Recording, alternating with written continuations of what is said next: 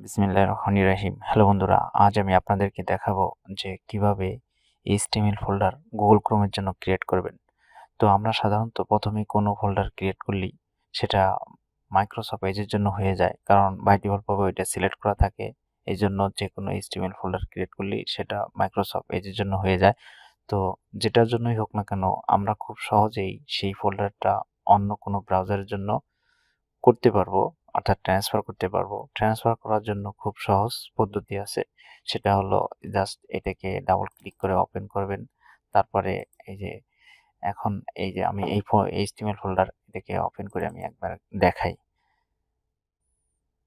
উম, এই যে আপনাদের দেখার জন্য আমি একটা রাফ ওয়েবসাইট তৈরি করে রেখেছি। তো এখন এটা ক্লোজ করে দেই। এখন আমি এটাকে এই মাইক্রোসফট এজ থেকে খুব সহজেই পার্মানেন্টলি ট্রান্সফার করব গুগল ক্রোমে। তো এটা করার জন্য জাস্ট মাউসের ডান পাশে এখানে ক্লিক করবেন। ক্লিক করার পরে দেখেন ওপেন উইথ আছে। এখন ওপেন উইথ আছে এখানে সবগুলি ব্রাউজার আপনাদের শো করবে, যতগুলি ব্রাউজার ইনস্টল করা থাকে। তো আমি এখন নিচে ক্লিক করব চুজ অ্যানাদার অ্যাপ। এখানে যদি কোনো একটা ওপেন করি সেটাই ওপেন হবে জাস্ট অন টাইমের জন্য, অর্থাৎ এখন ক্লিক করলে এখনের জন্য হবে, গুগল ক্রোমে ওপেন হবে, কিন্তু এটা পার্মানেন্টলি হবে না। পার্মানেন্টলি করার জন্য চুজ অ্যানাদার অ্যাপ এখানে ক্লিক করবেন। ক্লিক করার পরে এখন আপনারা যে কোনো ব্রাউজারে খুব সহজেই এটা পার্মানেন্টলি ট্রান্সফার করতে পারবেন। এখন এটা করার জন্য আমি এখানে গুগল ক্রোমে করব বলছিলাম, তো গুগল ক্রোম সিলেক্ট করে দিলাম। তারপরে যদি ওকে দেই হবে না। এটা পার্মানেন্টলি করার জন্য এই যে always use this app open HTML file, তো এখানে টিক দিয়ে দিবেন। টিক দিয়ে দেওয়ার পরে তারপরে ওকে দিবেন। এই যে এখন গুগল ক্রোমে ওপেন হয়েছে এবং এই ফোল্ডারটাই, অর্থাৎ এই ফাইলটা পার্মানেন্টলি গুগল ক্রোমের জন্য হয়ে গেছে। তো এটাকে মিনিমাইজ করি। তো এখন মিনিমাইজ করে এই দেখেন ফাইলটা এখন পার্মানেন্টলি গুগল ক্রোমের জন্য হয়ে গেছে। তো আমার এই পদ্ধতি ফলো করে আপনারা যে কোনো ব্রাউজার অর্থাৎ এক ব্রাউজার থেকে আর এক ব্রাউজারে খুব সহজেই ট্রান্সফার করতে পারবেন। এখন আপনারা যখনই ক্লিক করবেন দেখাই এটা ক্লোজ করে যায়, ক্লিক করলাম, বাস গুগল ক্রোমই অর্থাৎ ওপেন হবে। ঠিক আছে? তো আমার এই ভিডিওটা অবশ্যই আপনাদের উপকার আসবে। যদি উপকার আসে থাকে অবশ্যই লাইক দিবেন এবং আমার চ্যানেলটাকে সাবস্ক্রাইব করে রাখবেন, যেন নতুন কোনো ভিডিও তৈরি করলে সাথে সাথে ভিডিওটা পৌঁছে যায়।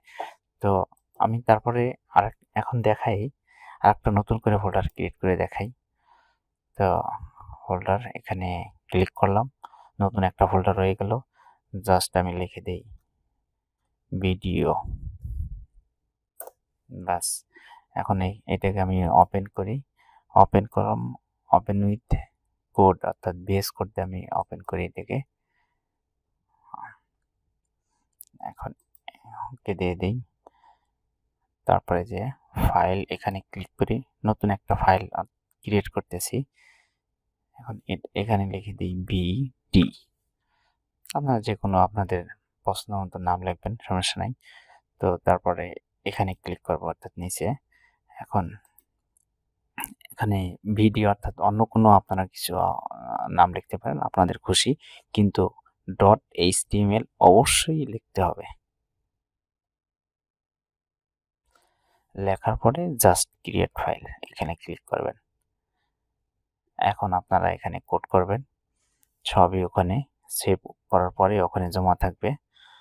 এবং আমি যেহেতু এটা ট্রান্সফার করছি গুগল ক্রোম, এখন গুগল ক্রোমের জন্যই হবে, এটা ফাইলটা ক্রিয়েট হবে, অর্থাৎ গুগল ক্রোম ব্রাউজারে সবসময় ওপেন হবে। তো এখানে আমি লিখে দিই জাস্ট HTML5 এখানে ক্লিক করি, বাস। এখন আমি এটাকে সেভ করি, কন্ট্রোল এস দিয়ে সেভ করলাম। এখানে কিছু লিখে দিই, ভিডিও,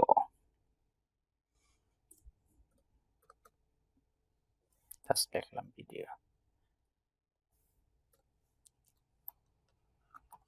কন্ট্রোল এস দিয়ে সেভ করলাম। এখন এটা কেটে দিই। তো এই দেখেন আমি এখন যে কোনো ফোল্ডার ক্রিয়েট করব সেটা গুগল ক্রোমের জন্য হয়ে যাবে। তো এটাকে ওপেন করি, এখন ওপেন করে দেখি। এই যে জাস্ট আমি লিখছিলাম ভিডিও, ভিডিও এখানে শো করতেছে।